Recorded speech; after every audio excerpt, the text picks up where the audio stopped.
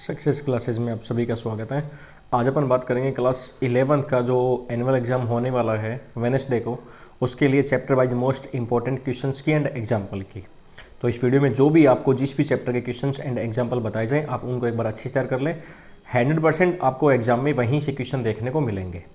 तो अभी आपको इतना तो बताइए कि जो आपके हाफ ईयरली एग्ज़ाम के अंदर जो क्वेश्चंस पहले आ चुके हैं, यानी कि जो चैप्टर आपके आ चुके हैं उनका वेटेज अभी कम रहने वाला है, और जो चैप्टर हाफ ईयरली एग्जाम में नहीं आए थे उनका जो वेटेज होगा वो ज़्यादा होगा, यानी कि वो ज़्यादा नंबर के चैप्टर होंगे। तो पहले अपन उन्हीं चैप्टर का डिस्कशन कर लेते हैं।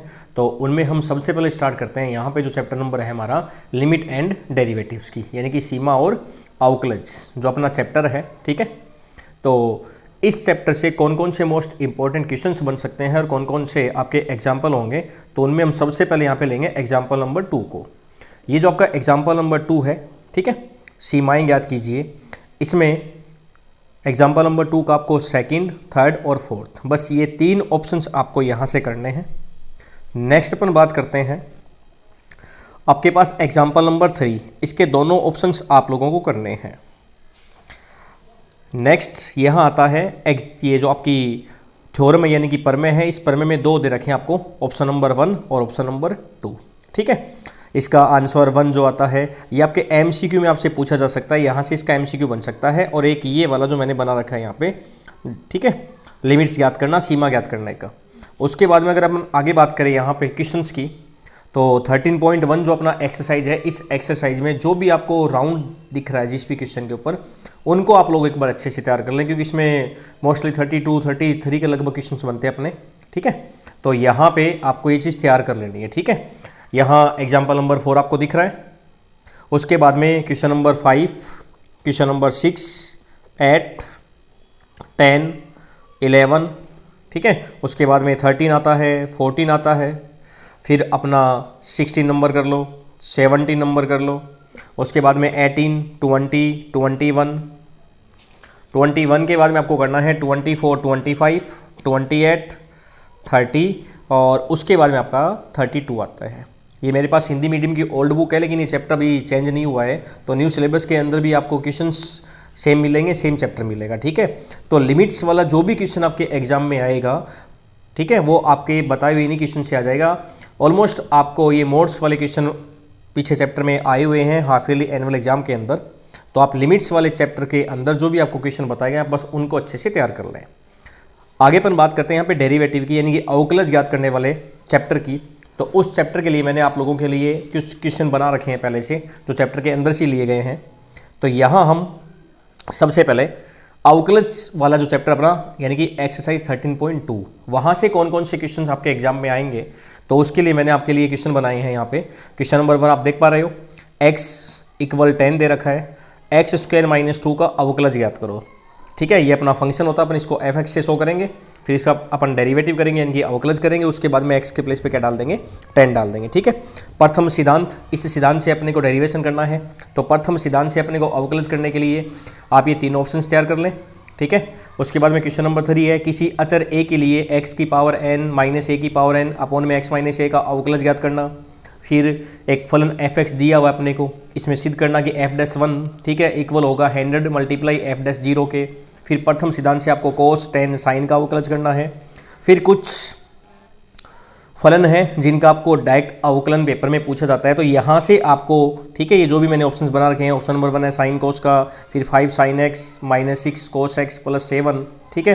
तो यहाँ पे जो भी ऑप्शंस आपको दिखाई दे रहे हैं, जो भी क्वेश्चन मैंने बनाए हैं, आपके एनुअल एग्जाम का वेडनेसडे जो पेपर होने वाला 11th क्लास का मैथ का, यहाँ से आपको क्वेश्चन देखने को मिलेंगे, ठीक है। तो अपना ये चैप्टर यहाँ कंप्लीट होता है, सीमा अवकलज वाला।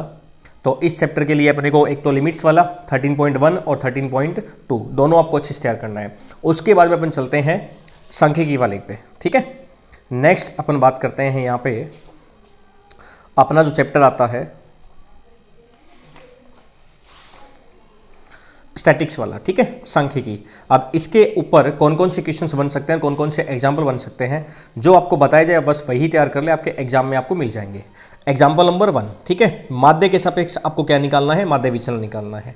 तो इसमें अपन पता है माध्य को अपन क्या बोलते हैं, एक्स बार, पहले आपको माध्य निकालना पड़ेगा, जैसे आप 10th 9th क्लास में निकालते थे राशियों का योग बटे राशियों की संख्या, इंग्लिश में बोलते हैं सम ऑफ ऑल ऑब्जर्वेशन अपॉन में नंबर ऑफ ऑब्जर्वेशन, ठीक है। उसके बाद में माध्य के सापेक्ष आपको क्या निकालना है, माध्य सापेक्ष। तो एग्जाम्पल नंबर 1 करना है। उसके बाद में यहाँ है एग्जाम्पल नंबर 3, माध्यिका के सापेक्ष क्या निकालना है, माध्य विचलन। तो पहले आपको क्या निकालनी पड़ेगी, यहाँ पे माध्यिका, वही क्रमवाही संख्या को लिखना है, फिर इसमें पदों की संख्या गिननी है, विषम या सम है, फिर माध्यिका निकालने का आपको फॉर्मूला पता ही है, n+1/2 TH, ठीक है, या हिंदी में इसको वाम पद बोलते हैं। विषम संख्या के लिए वाला लगता है, सम के लिए अलग फॉर्मूला लगता है, ठीक है। तो एग्जाम्पल नंबर 3 आप लोग तैयार कर लें। उसके साथ अपन बात करें यहाँ पे आगे एग्जाम्पल नंबर 4, 5, ठीक है। यहाँ माध्यिका के सापेक्ष आपको माध्य विचलन पूछा हुआ है और यहाँ माध्य के सापेक्ष आपको पूछा हुआ है, यानी माध्य और माध्यिका में से आपको दोनों क्वेश्चन पेपर में देखने को मिलेंगे। आगे अपन बात करते हैं एक्सरसाइज में, तो आपके एग्जाम्पल थे, ठीक है। एक्सरसाइज से पहले एक एग्जाम्पल नंबर 7 है जो वर्ग अंतराल वाला है, माध्यिका के सापेक्ष माध्य विचलन वाला। अब आपको क्वेश्चंस में कौन कौन से करने हैं, तो यहाँ पे सिर्फ 2 क्वेश्चन कर लेने हैं। आपको क्वेश्चन नंबर 11 करना है और क्वेश्चन नंबर 12 करना है। ये बोर्ड एग्जाम में, ठीक है, पूछे गए हैं क्लास 11th में। आगे पर बात करते हैं यहाँ पे प्रसरण की, ठीक है। तो यहाँ पे मानक विचलन प्रसरण की बात करते हैं, उसमें एग्जाम्पल नंबर 8 आप लोगों को कर लेना है, ठीक है। यहाँ से प्रसरण पूछा हुआ है, मानक विचलन पूछा हुआ है, MCQ में आपको इनके फॉर्मूले भी पूछे जा सकते हैं, तो आप फॉर्मूले अच्छे से अलग से भी तैयार कर लेना। उसके साथ अपन बात करते हैं यहाँ पे एग्जाम्पल नंबर आपका 9 बनता है, ठीक है। उसके बाद एग्जाम्पल नंबर 10 है। अगर ये एग्जाम्पल नंबर 10 हो गया, 9 हो गया। उसके बाद में अपन बात करेंगे यहाँ पे एग्जाम्पल नंबर 12 की, ठीक है, जिसमें आपसे माध्य प्रसरण और मानक विचलन पूछा हुआ है। फिर अपन आते हैं एक्सरसाइज में, क्वेश्चन नंबर 2, 3, 6 और 8। बस ये क्वेश्चंस आप लोगों को कर लेना है, ठीक है। 2, 3 है, 6 एंड 8 नंबर क्वेश्चन आपको कर लेने हैं, ठीक है। आगे अपन बात करते हैं एग्जाम्पल्स की, जो मिसलिनियस है, विविध प्रश्न वाला होती है। उससे पहले एग्जाम्पल नंबर 13 आप लोगों को कर लेना है। उसके बाद में एग्जाम्पल नंबर 15 आप लोगों को कर लेना है। और आगे पर बात करें क्वेश्चन नंबर 2 और क्वेश्चन नंबर 3 की, जो आपकी एक्सरसाइज से है, ठीक है। क्वेश्चन नंबर 2 जिसमें आपको एक्स वाई शेयर एक्स और वाई के बीच में, ठीक है, स्थिरता पूछी हुई है। उसके बाद में कारखाने की 2 फर्म है, ए एंड बी। फर्म ए के बारे में दे रखा है, कर्मचारी की संख्या दे रखी है, माध्य दे रखा है और प्रसरण दे रखा है आप लोगों को, ठीक है। तो ये वाले क्वेश्चन आप लोगों को कर लेने हैं। उसके बाद में अपन बात करें विविध प्रश्न वाला में जो एग्जाम्पल बनते हैं 17, ठीक है, नंबर जो एग्जाम्पल है 5 प्रेक्षेपणों का माध्य है 4.4 है, उनका प्रसरण आपको दे रखा है, ठीक है। यदि 3 प्रेक्षण 1, 2 तथा 6 हैं तो अन्य 2 प्रेक्षण आपको ज्ञात करने हैं, ऐसा एग्जाम में पूछा हुआ क्वेश्चन है। और एक आपका एग्जाम्पल नंबर 19, एक विद्यार्थी ने 100 प्रक्षेपणों का माध्य 40, मानक विचलन 5.1, ऐसा कुछ, ठीक है। उसके बाद में विविध प्रश्न वाले में अगर बात करें तो आपको करना है क्वेश्चन नंबर 1, 2, 3। उसके बाद में क्वेश्चन नंबर 6 और 7। 6 और 7 में चाहो तो आप 7 नंबर छोड़ भी सकते हो, सिर्फ 6 तक कर लो। तो ये जो क्वेश्चंस आपके हैं पेपर में, आपको यहाँ से क्वेश्चन देखने को मिलेंगे। इस एक्सरसाइज का वेटेज ज़्यादा है। एक बार इसी चैप्टर की आप प्रैक्टिस अच्छे से कर लें, क्योंकि एग्जाम में इसको सॉल्व करने में थोड़ा सा टाइम लंबा लगता है, क्योंकि इनका जो कैलकुलेशन है वो थोड़ा सा लॉन्ग हो जाता है, ठीक है। उसके बाद में अपन बात करते हैं यहाँ पे प्रोबेबिलिटी की, प्रायिकता वाले चैप्टर की। तो यहाँ से जो आपको देखने को मिलेगा वो जो क्वेश्चन होंगे हमारे, अभी पुराने वाले में तो 14.2 है, नई वाली में 16.2 है, नई वाली में 14.1 है। तो यहाँ बात करेंगे, बस चैप्टर के नंबर ही क्रमांक थोड़े चेंज हुए हैं, बाकी एग्जाम्पल और क्वेश्चन के नंबर सेम रखे गए हैं। एक ये एग्जाम्पल नंबर 7 है, जिसमें 2 पासे आपको फेंकने के लिए बोला जा रहा है। पासों पर प्राप्त संख्याओं का योग लिखना है, फिर आपको बताना है कि ए जो घटना आपकी है वो है प्राप्त योग सम हो, बी 3 का गुणज हो, ऐसा कुछ है, तो ये आप लोग कर लेना। उसके बाद में यहाँ क्वेश्चन नंबर 2, ठीक है, क्वेश्चन नंबर 2 के बाद में आपको करना है क्वेश्चन नंबर 5 और क्वेश्चन नंबर 6। बस 3 क्वेश्चन आपको इसमें से कर लेना है। एक आपका क्वेश्चन नंबर 2 बनेगा, एक पासा फेंका जाता है ये वाला, ठीक है, जिसमें ऑप्शंस दे रखे हैं, बड़ी छोटी संख्या के बारे में पूछा है। फिर उसके बाद में 3 सिक्कों को एक बार उछालना है, 2 परस्पर अपवर्जी घटनाएं क्या होती है, ठीक है। उसके बाद में एग्जाम्पल क्वेश्चन नंबर 6 आपको कर लेना है यहाँ से। ठीक है, आगे अपन बात करते हैं। इसमें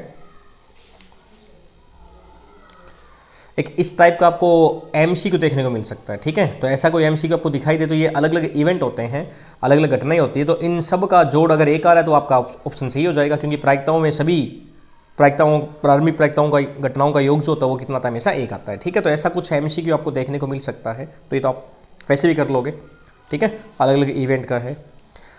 मोस्टली जो बड़े क्वेश्चन है वहाँ आपको देखने हैं, उसके लिए वीडियो बना है आपका।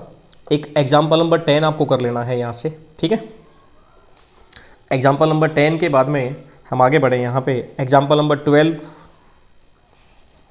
12 के बाद में एग्जाम्पल नंबर आपका 13 आता है। 13 के बाद में हम क्वेश्चंस की अगर बात करें तो क्वेश्चन नंबर आपको करने हैं यहाँ पे 6, 7 और 10, 3 क्वेश्चन यहाँ से करने हैं। उसके बाद में मोस्टली जो क्वेश्चन बनते हैं पेपर के लिए वो 14 to 19 बनते हैं, तो एक बार आप उनको अच्छे से तैयार कर लेना, 14 से लेकर 19, बाकी आप इसमें छोड़ सकते हैं। ठीक है, 14 to 19 क्वेश्चंस आप लोग अच्छे से तैयार कर लेना। उसमें 19 वाले में ये जो एनसीसी वाला है, ठीक है, ये पेपर में आया हुआ है। उसके बाद में यहाँ हम बात करेंगे 40% वाला है, ये पेपर में बहुत बार आया हुआ है।